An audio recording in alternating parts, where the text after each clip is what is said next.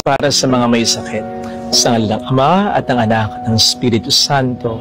Amen. Ama naming makapangyarihan, Ikaw ang nagbigay sa amin ng buhay. Ikaw rin ang may pinakakakayanan na alagaan ng aming buhay. Ano man ang pag-iingat na gawin namin, masustansya man ang mga pagkain na kinakain namin, sapat man ang oras ng mga pahinga namin, dekalidad man ang mga gamot, pati na mga bitaminang iniinom namin, magagaling man ang mga doktor na tumitingin sa amin, Ikaw pa rin ang may pinakakayanang magdugtong at mag-alaga sa buhay namin. Ikaw ang aming pinakadakilang manggagamot at ang iyong pagmamahal ang aming pinakamabisang kamot. Iyakapin mo po sana kami ng mapagpala mong mga kamay. Pagpalain mo kami mula taluktok ng aming ulo hanggang sa aming talampakan. Pagpalain mo ang bawat parte ng aming katawan, ang bawat sistema, ang bawat selula, upang ang lahat ng ito ay sama-samang maapektuhan at tumana sa paraang makabubuti sa aming kalusugan. Gabayan mo ang mga doctors at nurses na sa amin ay tumitingin at nag-aalaga. Maibigay nawa nila sa amin ang mga tamang payo at gamot. Gumalaw ka sa pamamagitan nila at yun ay maramdaman namin upang hindi man mawala ay mabawasan ng malaki ang aming mga takot at pag-aalala.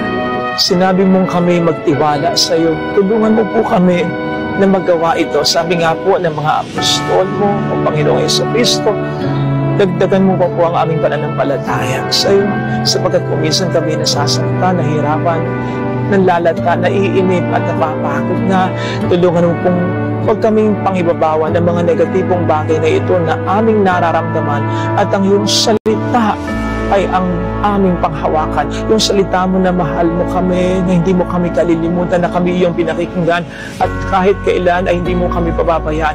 Yung salita mo sa unod Pedro 2:24 na sa pamamagitan ng iyong mga sugat ay nailigtas mo na kaming lahat.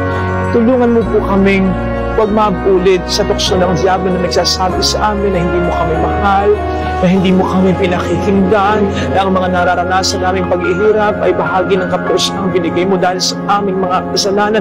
Alam po namin na hindi ka ganito, pero patawad kung minsan naisip namin ito.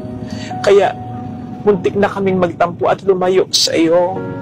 Nakalimutan namin tapat ka sa pangako mo. Nakalimutan namin walang imposible sa iyo. Nakalimutan namin na isang buong pananampalataya lamang ang hinihiling mo mula sa amin upang para sa amin ay makagawa ka ng milagro. Mula ngayon, Panginoon, ito ay ibibigay namin sa iyo. Iwasan na namin ang mag-aalala. Bagkus ay aasa kami sa mga mangyayari pang maganda. Iwasan na po namin ang malungkot. Bagkus ay pipiliin na po namin maging masaya.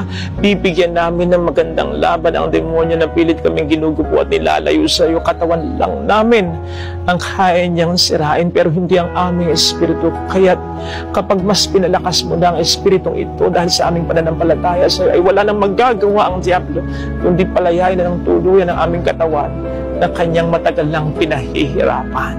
Kaugnay nito, Panginoon, ay hinihiling din namin mula sa iyo ang kagalingan ng aming puso at kalooban.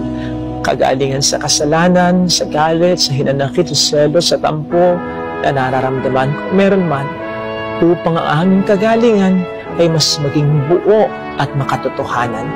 Hinihiling po namin ito sa iyong pamamagitan ngayon at magpa sa walang hanggan. Sa ngalan ng Ama at ng Anak at ng Espiritu Santo. Amen.